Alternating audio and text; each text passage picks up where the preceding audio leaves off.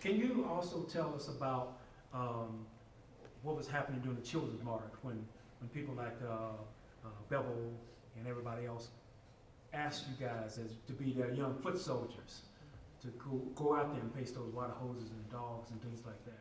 So I put my stuff away. I went and sat out in the audience with all these young people. And on the stage in front of us were 6 preachers.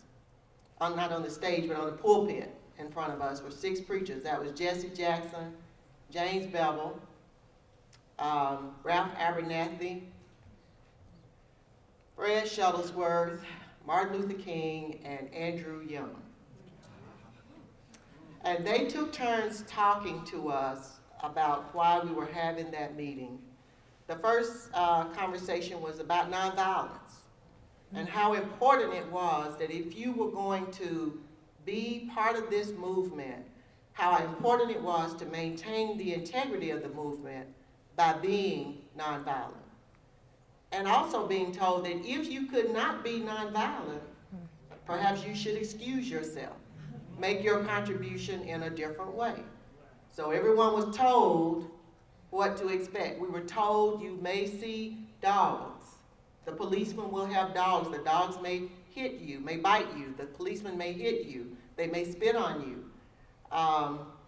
They tried to warn us. They did not know that they were going to bring water hoses out on the day that we marched. They didn't know they were going to bring the little white tank, Bull Connor's little white tank, on the day that we marched. But they tried to prepare you, and they said the only appropriate response ever was a prayerful response.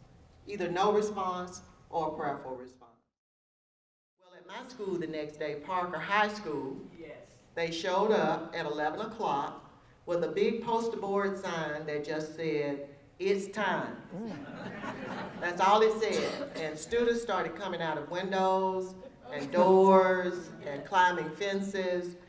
And the records that we have in Birmingham at the Institute tell us that well over 5,000 students marched and went to jail. The records also tell us that those students ranged in ages from about 8 years old. The oldest person recorded arrested was 80 years old.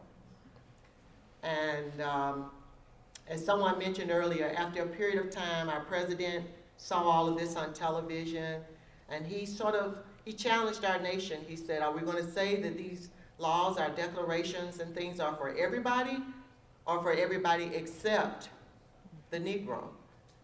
And the Supreme Court later came back with a ruling that said, you know what, we must outlaw this in all public places. And within a couple of weeks after the Supreme Court ruling, the church was bombed. And what we say was this was the Klan's response, because we know after the trials now, based on the testimony and everything, that the bomb was planted by those that were members of the Klan. And this was their response to court-ordered desegregation. And in fact, some of the testimony in court was that they were overheard to be saying, you just think you want to integrate. Wait until after Sunday morning, and they'll beg us to segregate. The young people in Birmingham did break the back of segregation. They did what many adults were not able to do. They weren't afraid. They didn't have jobs to lose, and there were lots of them, lots of children. And so they were able, all of us through those marches collectively were able to break the back of segregation. 14 years before we brought anybody to trial, the first person, 14 years later, and that was because they knew they could not get a jury, they could not find an audience of people, a body of people that had softened enough to convict whites of killing blacks.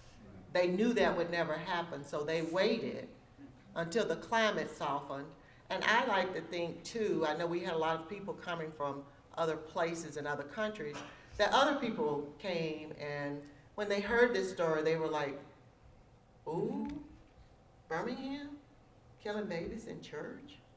And I think other people made us take a long, hard look at ourselves in the mirror. So by the time 14 years had passed, they were able to get a jury of people who were willing, who were strong enough and courageous enough to say, you were wrong in what you did, and we find you guilty of this crime. I'd like to ask the community a question.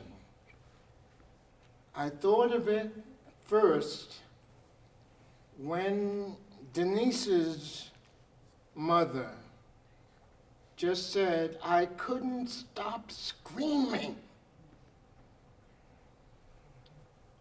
And I began to ask myself, how could we get into connection with her to begin to feel some of what she felt? But then just now, I heard something else that I want to ask you folks about. Carolyn was talking as a witness and a participant about the tremendous courage and readiness to work for change that was present among those teenagers and younger children and older children, and how their work was so important to the changing of the whole situation. What I want to know is this. I've been traveling around the country a great deal, and I've been finding that in almost all public schools and charter schools, stories like this are not told. The history of our struggle for a democratic society is not present. Some of you may be hearing this story for the first time, or almost the first time.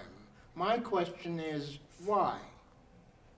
Why are we not, in our education, in our homes, in our churches, being constantly told these stories about the magnificent people, especially children and young people, who have made it possible for this to become a more democratic nation than the founding fathers ever were able to begin?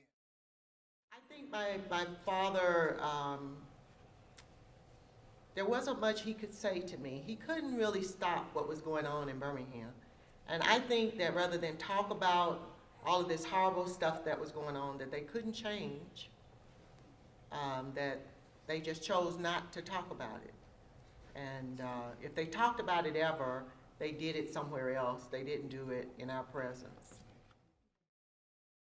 Young people who might want to ask us questions about race in America that we don't quite know what to do with.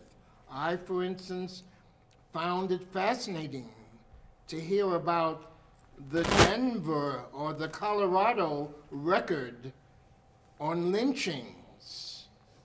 Should we know some of that history and realize that we're not just talking about Birmingham? And if we can get there, would that help us to move to a better level than we are? That in Denver Public Schools, about 2/3 of the employees are in administration. Now, what does that say about how we're shortchanging our schools? I think it's a tremendous problem, and I think as good citizens of this community, we need to be addressing it. There are 32 social workers who work in an administration building, and when a counselor from one of the schools needs to talk to them about something, they have to go meet with them. Why aren't they in the schools? I mean, we really need to get active about what's going on in DPS. I just want to say that. The second thing I was going to say, and I was going to ask the same question about what I see happening with this gun violence, is that people who oppose having everybody who wants a gun, get a gun, carry it on your hip, get as many magazines as you want, that they are the next target for the hatred. And I think it all goes back to slavery. The violence in our society goes back to slavery. It was a violent